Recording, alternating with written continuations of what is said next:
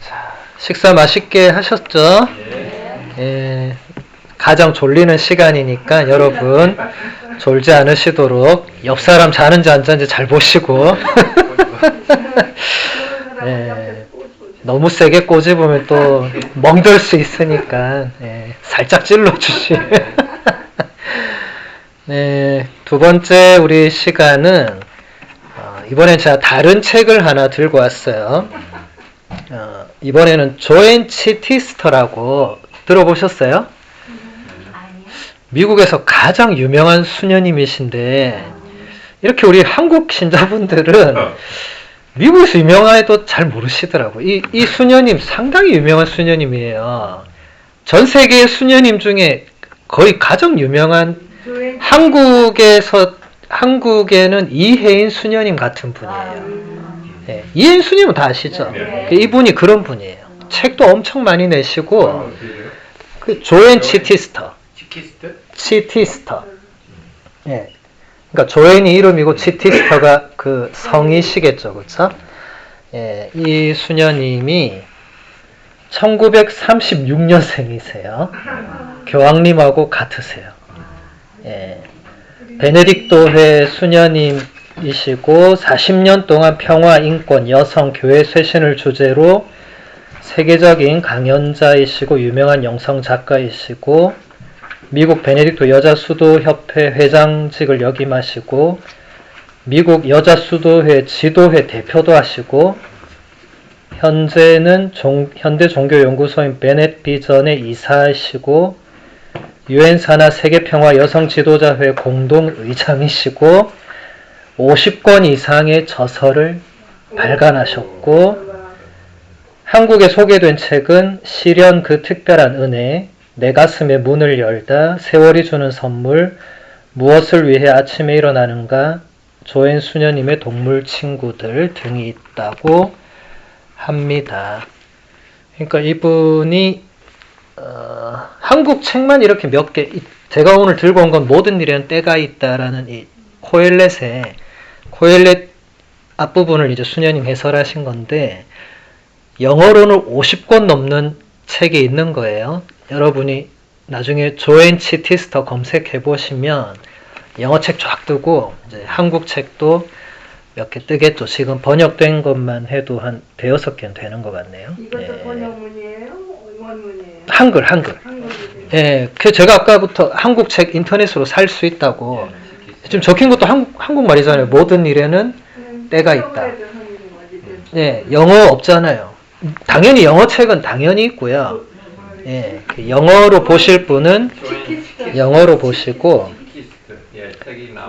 예, 아마존에 굉장히 많네. 네네, 치티스터입니다. 치티스터.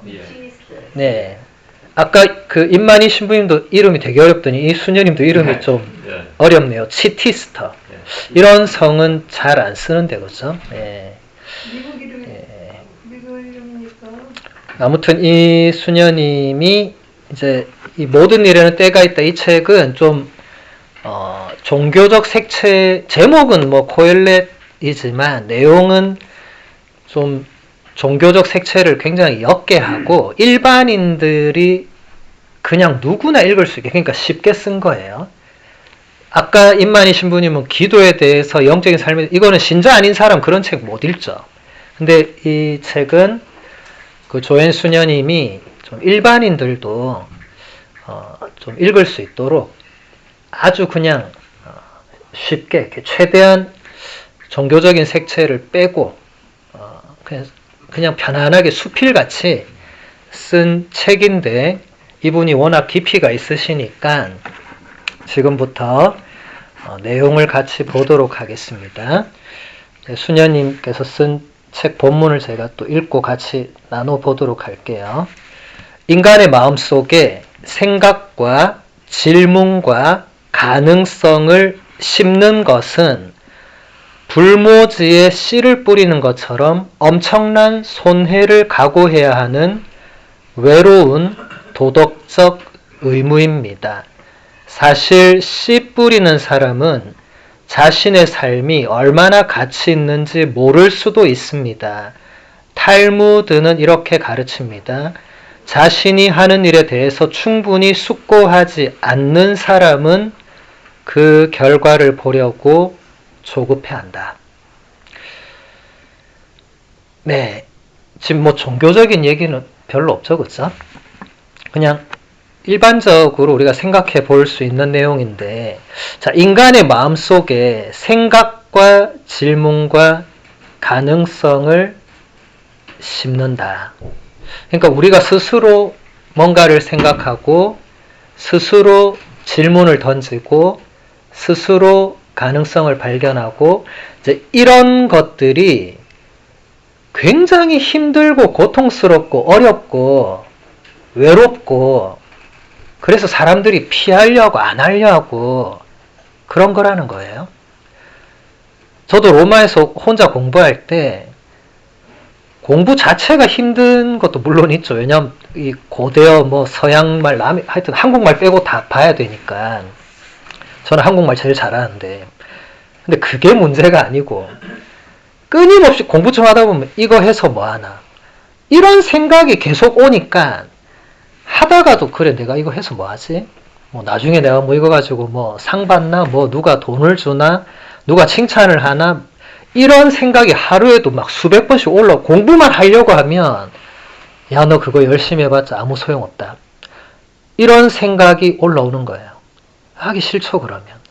왜냐하면 제가 굳이 그거를 한다고 손들지도 않았고 그거 한다고 해서 누가 저한테 진짜 뭐 상 주는 사람 하나 없고 그때 제가 느낀 게 이게 뭔가 이렇게 생각하고 고민하고 이런 지성적 작업을 하고 이런 게 외로운 거구나. 다른 무엇보다 힘든 게 외로운 거구나. 외국 말은요. 밤새 죽도록 공부하면 됩니다. 어떻게든.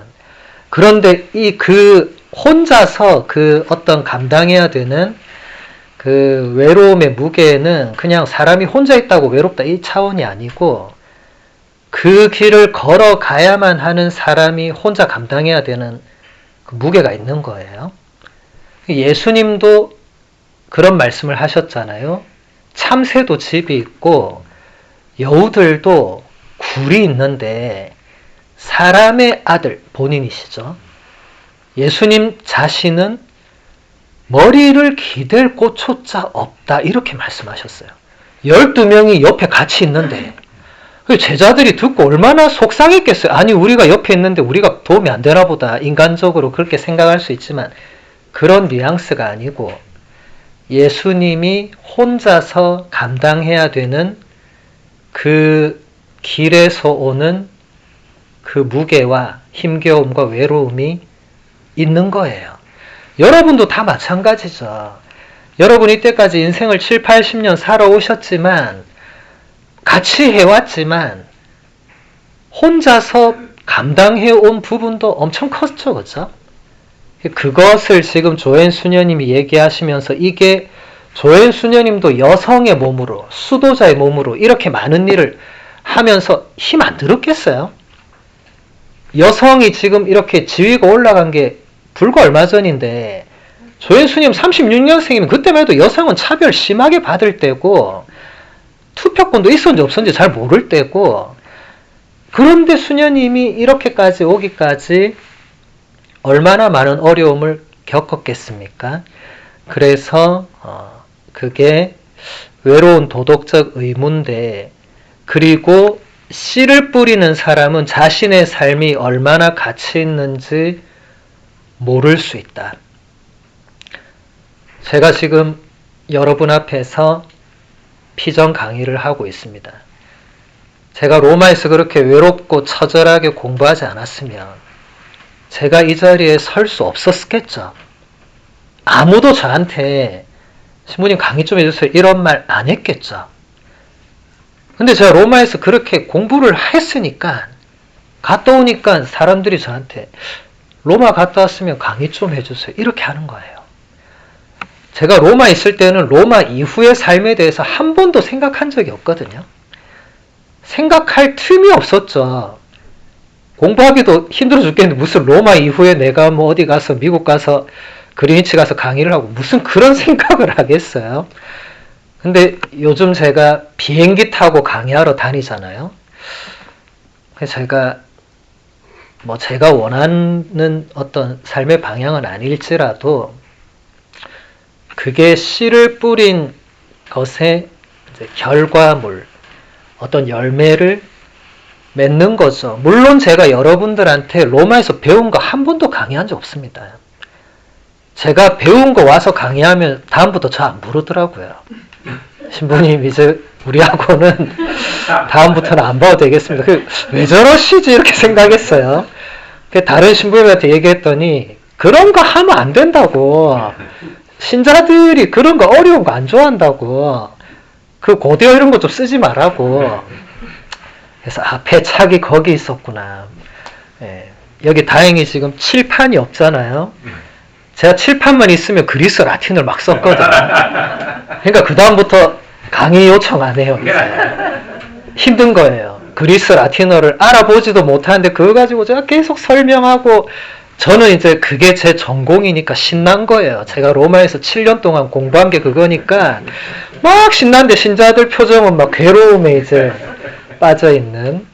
자, 그 뒤로 칠판도 안 쓰고 그리스 라틴어 안 쓰고 제 전공 아예 말도 안 하고 이렇게 조혜인 수녀님 같은 분 책 들고 와가지고 자, 이런 거 한번 같이 봅시다 하고. 그런데도 제가 그때 뿌린 씨의 열매가 있는 거예요.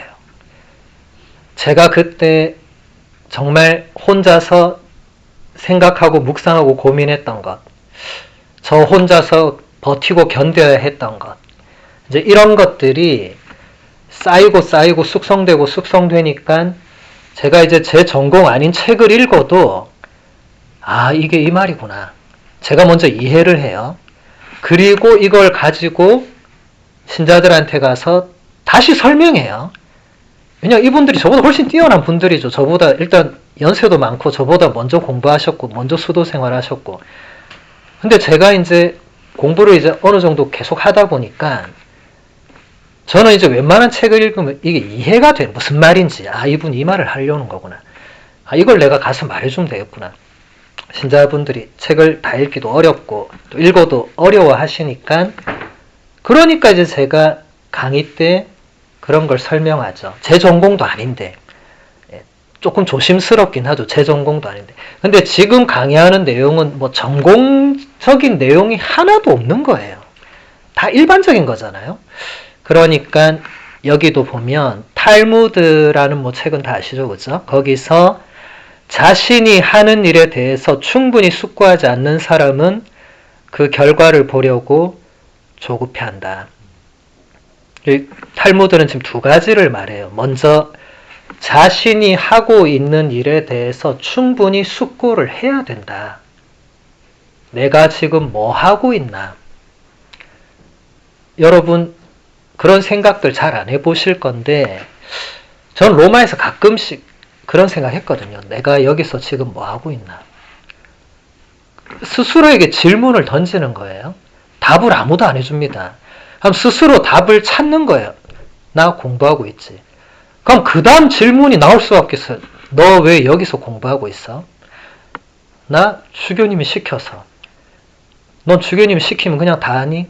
이런 식으로 누가 보면 이제 반쯤 미쳤을 수 있겠지만 혼자서 숙고한다는 거는 누가 보면 미칠 수 있지만 그런 상관없잖아요. 자기 혼자 숙고하는 거니까.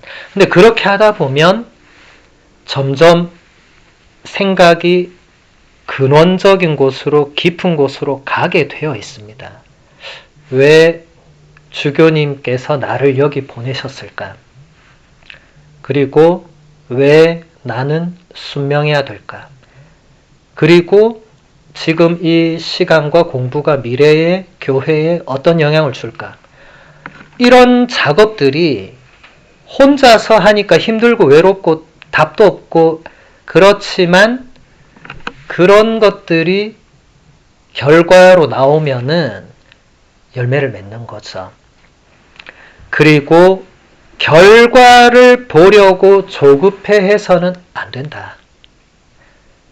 여러분, 한국 사람들의 공통점 중에 하나가 급하잖아요. 우리는 빨리 뭘 봐야 돼.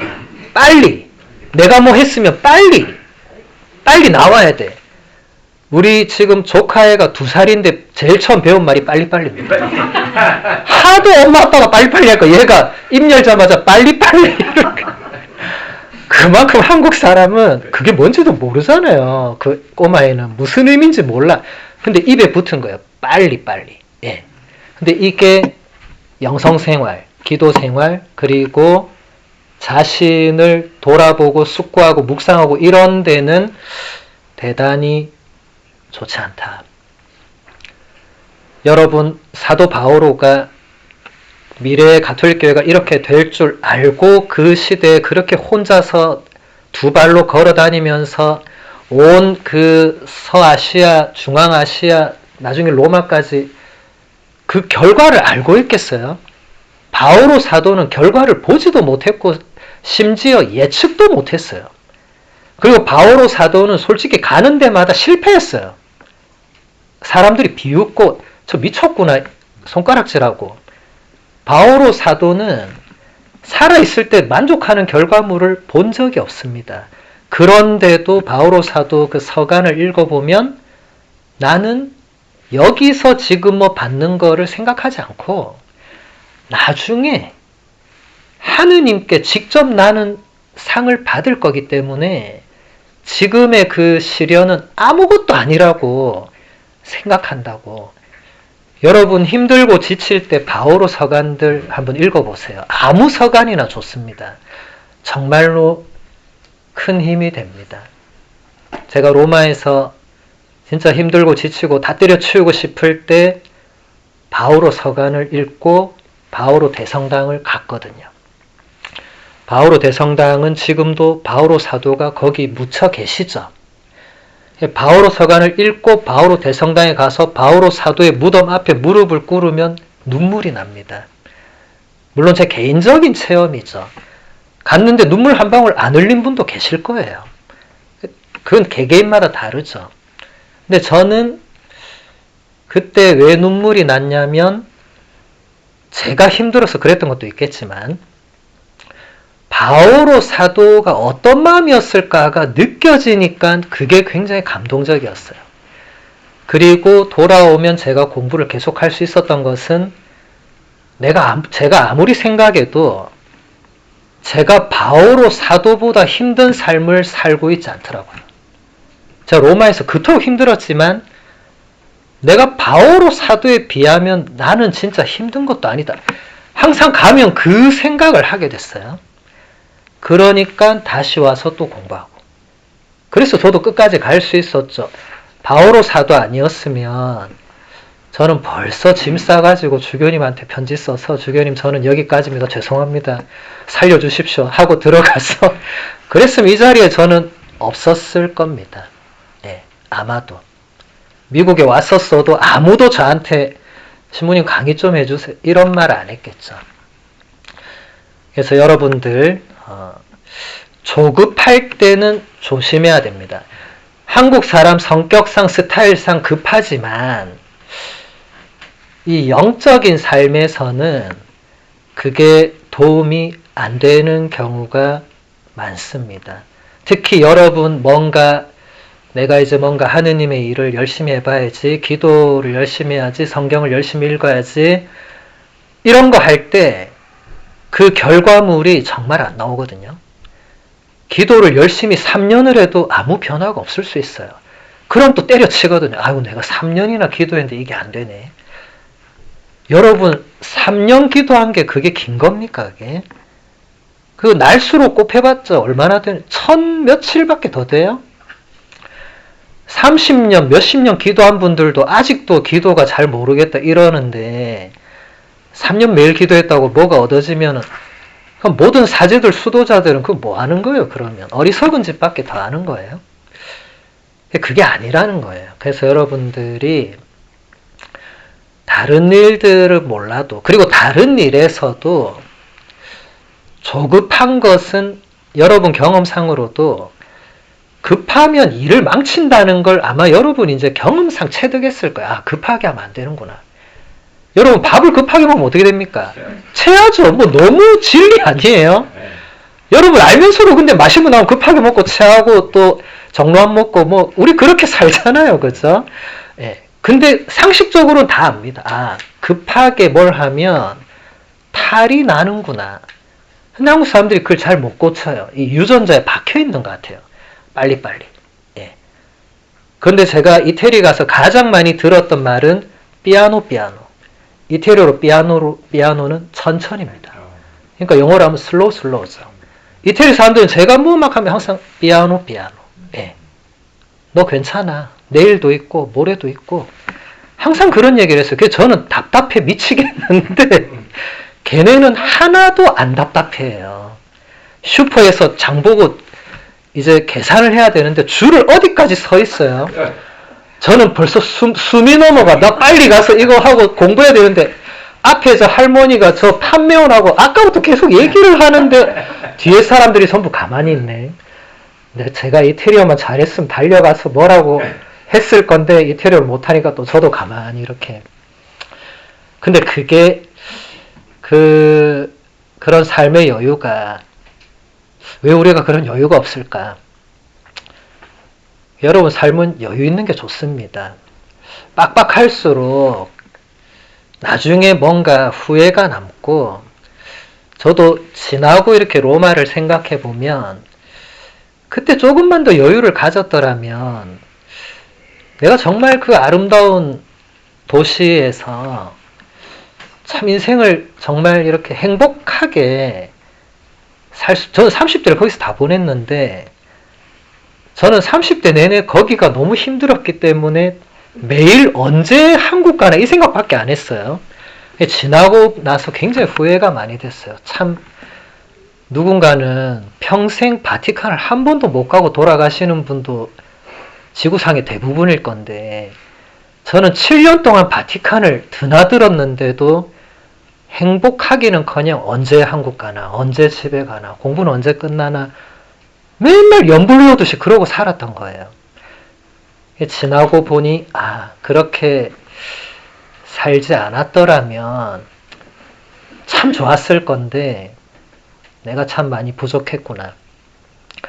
그게 미국에서의 저의 삶에 굉장한 도움을 줬죠. 미국 와서는 제가 언제 한국 가나 이런 말을 한 번도 한 적이 없거든요. 물론 여기선 제가 공부도 안 해도 되고 좋죠. 로마에 비하면 천국이죠. 예, 예, 그런데 어쨌든 그때 한번 경험하니까 여유가 생긴 거예요. 이제는 같은 실수를 2번 하면 안 되겠다. 사실은 기회였는데 제가 기회인 줄 모르고 그냥 힘들다고 했으니까. 그래서 여러분들도 결과를 미리 보려고 조급해하지 마시고 씨를 뿌릴 때는 여러분 농부의 마음, 사실 여기 뭐 농부는 안 계시고 근데 예전에 여러분 아마 농사나 밭일을 좀 해보신 분, 지금도 밭에서 뭐 하시는 분들은 그게 뭔지 알 거예요. 씨를 뿌리든 뭐 이렇게 가꾸면 인내가 필요합니다. 하루아침에 싹이 트고 이런 거 없어요. 기다려야 돼요. 계속 기다리고 근데 그 사이에 계속 가꾸고 하면서 우리는 하느님의 마음을 느끼죠. 하느님이 이런 분이시구나. 우리들 한 사람 한 사람을 이렇게 인내하시고 가꾸어 주시고 돌보아 주시는데 우리가 모르는구나. 그걸 느끼잖아요. 그래서 조급함은 항상 조심해야 된다. 자, 그 다음 본문 보겠습니다. 죄는 우리를 겸손하고 스스로를 자각하게 합니다. 이것은 죄의 가장 좋은 결과입니다. 겸손은 우리를 인간으로 만들고 인간의 세속적인 실상을 확실히 깨닫게 하며 아울러 인간에게 높고 낮음이 없음을 일깨워 줍니다. 또한 우리 중에 그 누구도 다른 사람을 복종시킬 권한이 없으며 그 누구도 다른 사람을 평가할 수 있을 만큼 선하지 않다는 것을 알게 합니다. 죄와 겸손에 대해서 수녀님이 아주 쉽게, 그런데 아주 핵심을 잘 집어서 말씀하고 계시죠. 죄의 일단 좋은 면만 얘기한 거예요. 제가 나쁜 면은 일부러 발췌 안 했어요. 왜냐하면 나쁜 면은 여러분 다 알고 있어요. 죄가 어디가 나쁘고 결과가 나한테 어떻게 되는지 여러분 다 압니다. 근데 죄의 좋은 면도 있다는 거예요. 그런 말 자체가 조금 안 맞기는 하지만 죄는 우리를 겸손하게 만들어줍니다. 일단. 그리고 스스로를 자각하게 해줍니다. 여러분 죄 짓고 나면 스스로를 평소에 스스로에 대해서 그렇게 깊게 생각 안 하다가 죄를 짓고 나면 본인에게 자책을 하잖아요. 너 또 그랬구나. 너 분명히 지난 고해성사 때 너 다시는 이거 안 하기로 하나님께 약속했는데 또 했구나. 라고 스스로가 스스로에게 너 이거밖에 안 되는구나. 바꿔 말하면 내가 나 스스로 좀 잘난 줄 알았는데 사실은 잘나지 않았구나. 내가 굉장히 나약하고 내가 굉장히 인내심이 부족하고 내가 굉장히 성질급하고 이런 식으로 본인을 성찰하고 그러면서 낮아지고 겸손해지게 되는, 그 겸손해지면 또 겸손은 무엇으로 이어지느냐? 겸손이 우리를 참된 인간으로 만들어준다. 그리고 그 누구도 다른 사람을 평가할 수 있을 만큼 선하지 않다는 것을 알게 해준다. 여러분, 겸손한 사람이 다른 사람에 대해서 함부로 말하거나 평가하지 않습니다. 굉장히 신중하고 조심합니다. 왜냐하면 본인이 본인 처지를 알거든요. 소크라테스가 뭐라고 했습니까? 너 자신부터 알으라고 했잖아요. 남 얘기하기 전에 너 자신을 제대로 알면 남에 대해서 쉽게 말 못한다는 거죠. 소크라테스는 다른 사람을 쉽게 비난하거나 이러지 않았습니다. 대신 자기 자신 안으로 끊임없이 들어가려고 했고 다른 사람도 그렇게 이끌려고 애를 많이 썼죠. 위인입니다. 훌륭한 스승이죠. 그래서 여러분들도 내가 겸손한지 아닌지를 어떻게 알 수 있는가? 내가 다른 사람에 대해서 어떻게 생각하고 평가하고 말하는가를 돌아보면 됩니다. 그러면 내가 지금 교만해졌구나. 바로 알 수 있습니다. 일단 다른 사람들을 쟤는 나보다 못하네. 교만 지수 상당히 높은 거예요. 무의식 중에 그런 게 올라오더라도 굉장히 위험한 거예요. 굉장히. 여러분 그럴 때 조심해야 됩니다.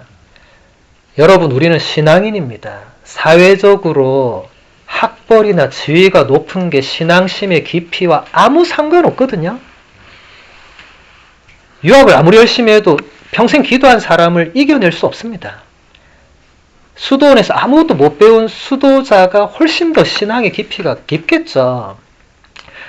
그런 것을 비교하는 자체가 이미 교만해진 거죠. 여러분 성경 전체를 아무리 읽고 또 읽어봐도 맥락을 한두 문장으로 요약할 수 있는데 그 중에 하나는 하느님께서는 교만한 자를 싫어한다는 거예요. 그게 성경 전체를 관통합니다. 하느님은 겸손한 사람들에게는 얼마든지 자비와 용서를 베푸시지만 교만한 사람에게는 하느님도 가차 없으신 거예요. 그래서 여러분 겸손과 교만은 우리가 항상 조심해야 됩니다. 왜냐하면 아무리 겸손한 사람도 조금 방심하면 갑자기 교만해질 수 있거든요. 그래서 성찰이 중요합니다. 제가 피정 강의 때마다 성찰의 중요성을 많이 언급합니다. 특히 오늘날은 성찰을 잘 하지 않는 시대로 들어섰죠. 일단 신자들이 저녁 기도를 하지 않는다는 것은 성찰 안 한다는 거예요. 왜냐하면 저녁 기도에 성찰이 있거든요.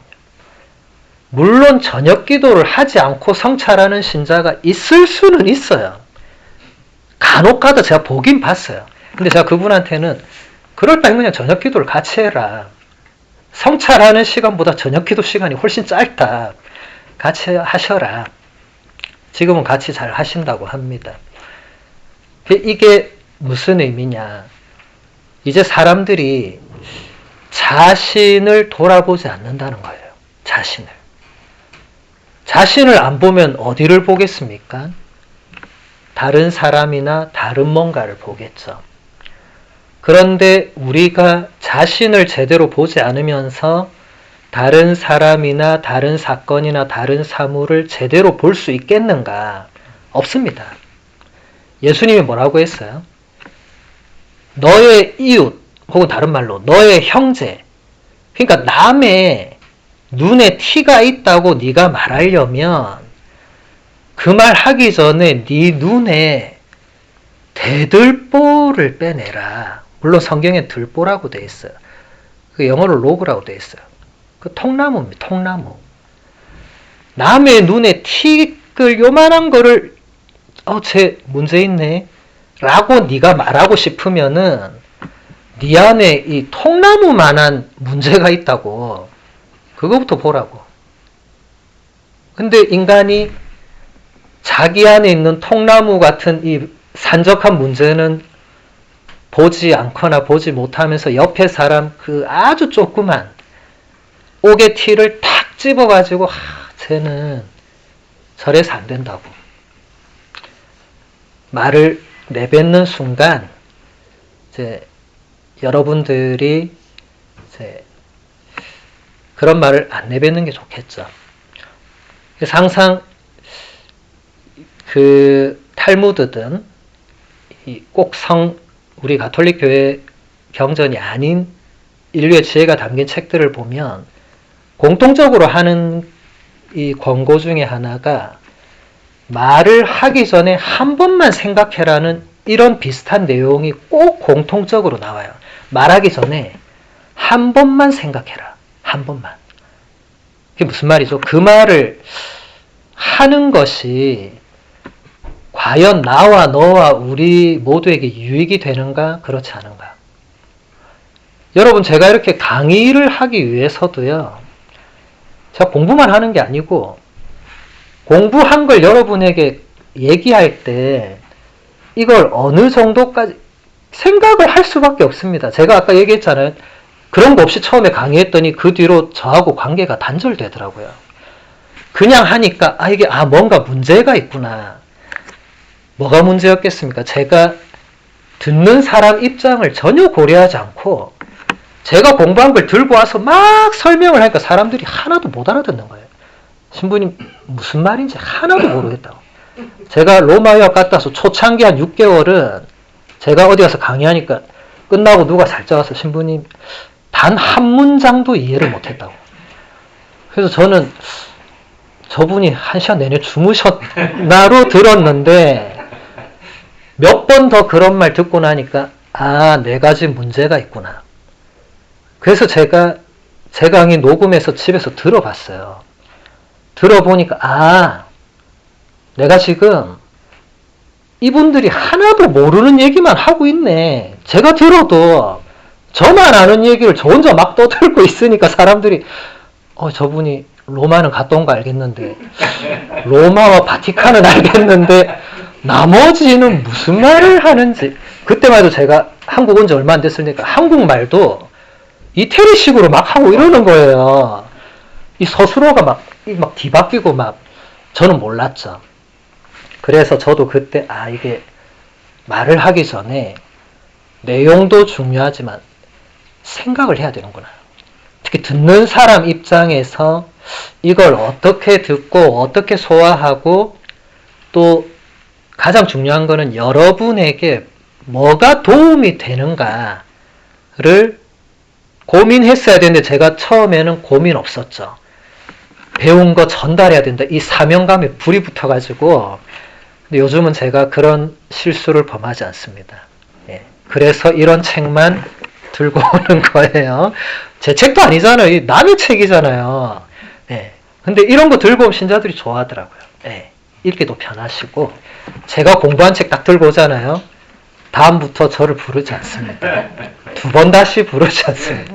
왜냐 불렀다면 저런 책 들고 온다 생각하니까 안 부르는 거죠. 그래서 여러분들도 말하기 전에 한 번 더 이거 아주 좋은 습관입니다. 그러면 언어 사용에서 신중해지고 품위가 발생하고 깊어집니다. 말은 여러분 다 아시다시피 내뱉는 순간 끝입니다. 돌이킬 수가 없어요.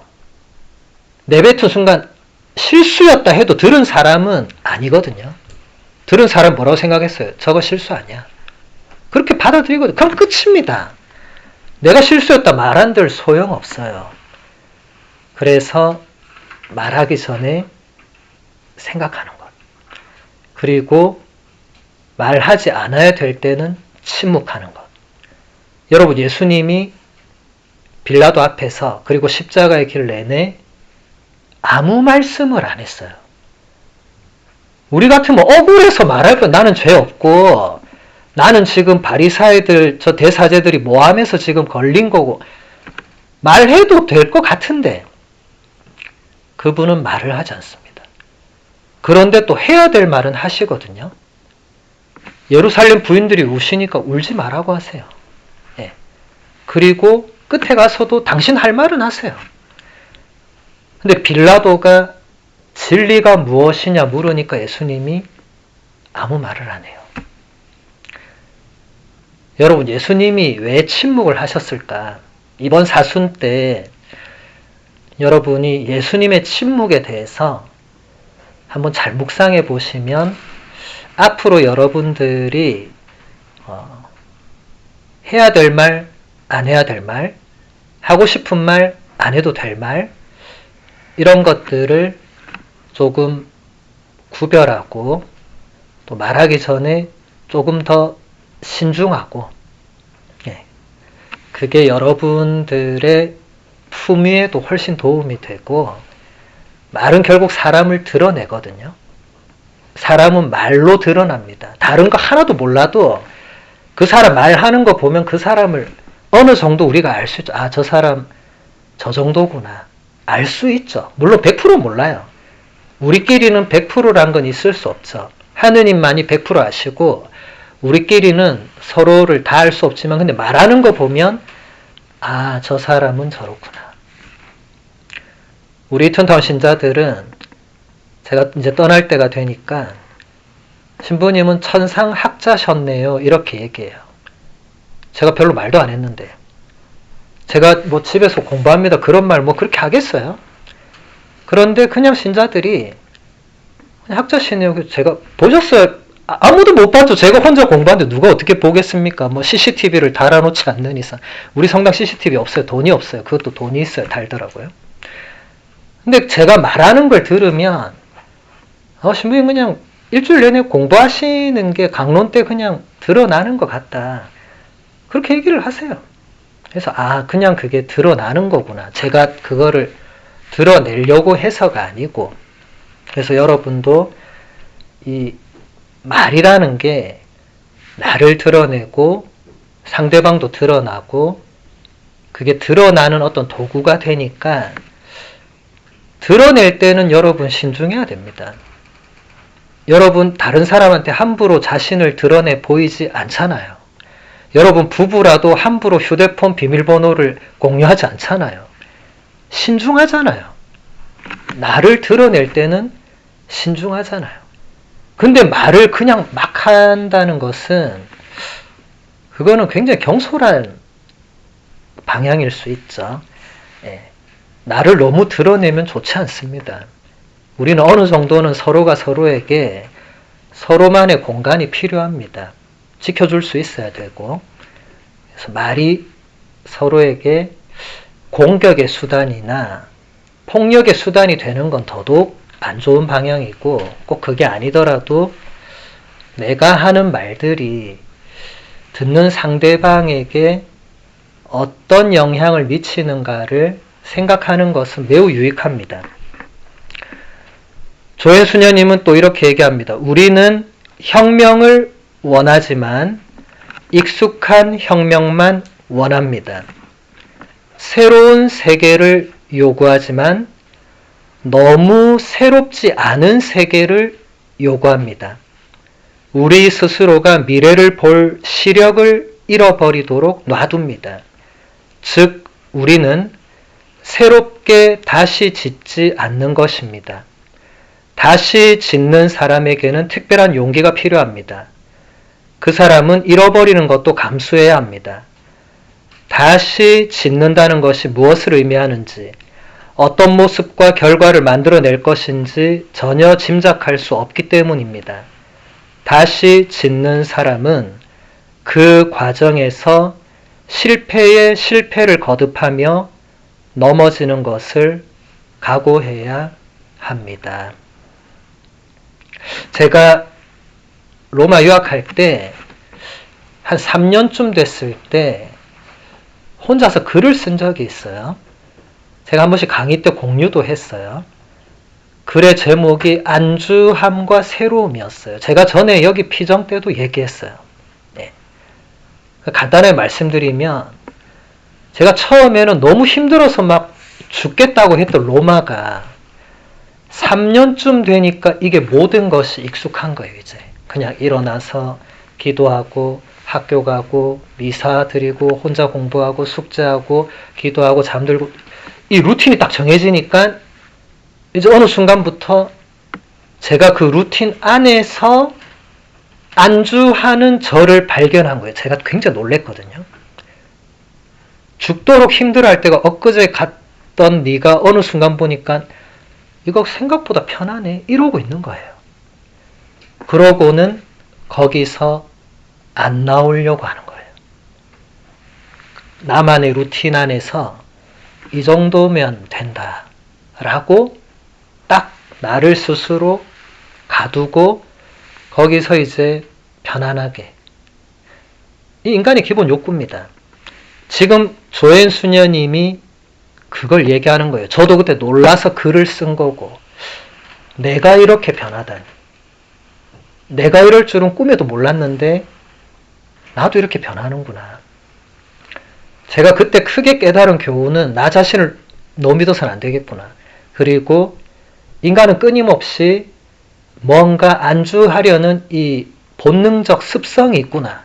뭐 여러 가지를 깨달았어요.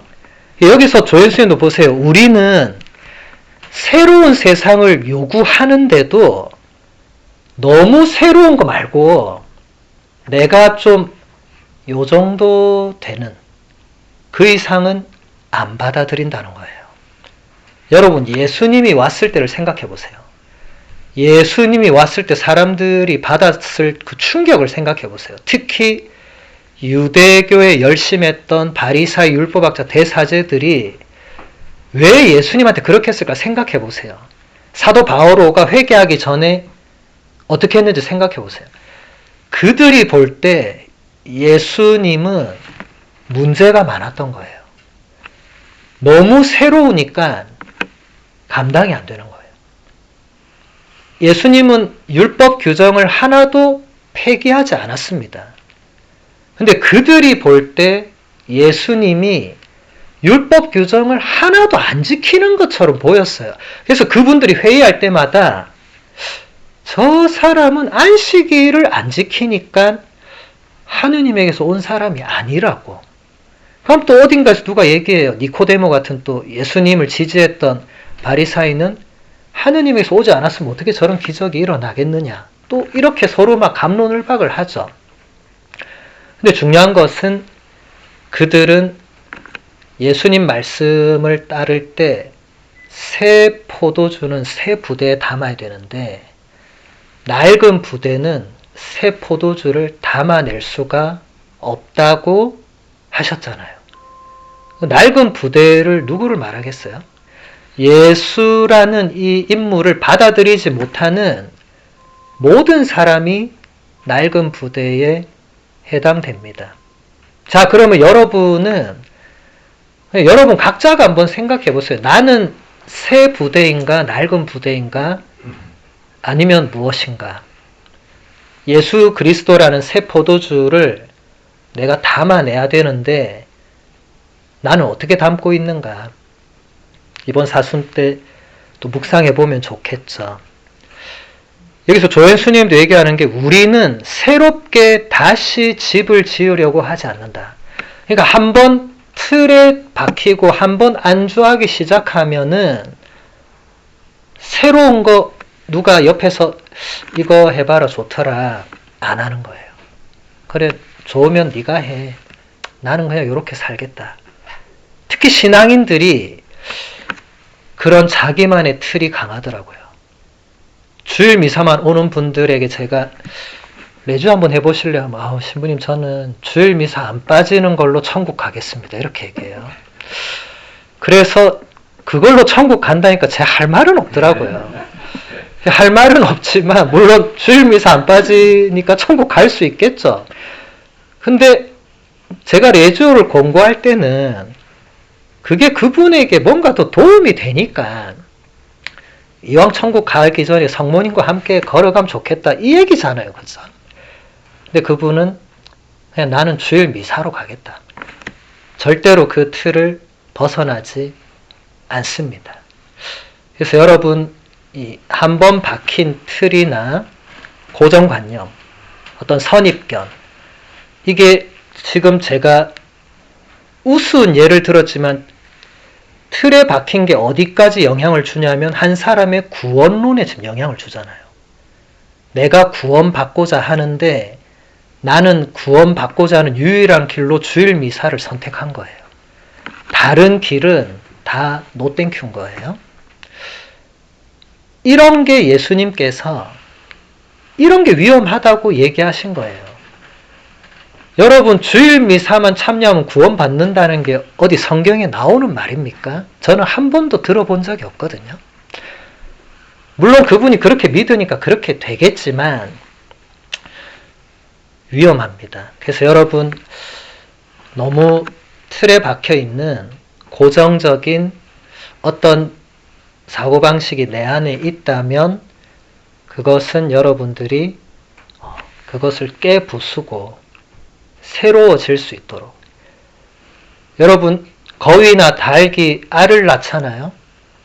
그 안에서 이제 새끼가 이제 시간이 지나서 나오려면 반드시 껍질을 깨야 되죠. 근데 안에서도 깨야 되지만 밖에서도 깨야 됩니다. 이게 탁 맞아야만 깨집니다. 우리는 힘이 세니까 그냥 껍질 다 깨지만 그 새가 손도 없는 새가 그 부리로만 이렇게 쪼아야 되는데 그 얼마 한계가 있겠어요. 근데 그 껍질을 깬 새끼만 밖으로 나와서 생명을 보고 껍질을 못 깨면 어떻게 됐죠? 우리 후라이팬 위에 올라가는 거죠. 네. 생을 껍질 안에서 마감하는 거죠. 이게 굉장히 웃긴 얘기지만 우리가 생을 껍질 안에서 마감할 수 있다는 얘기입니다.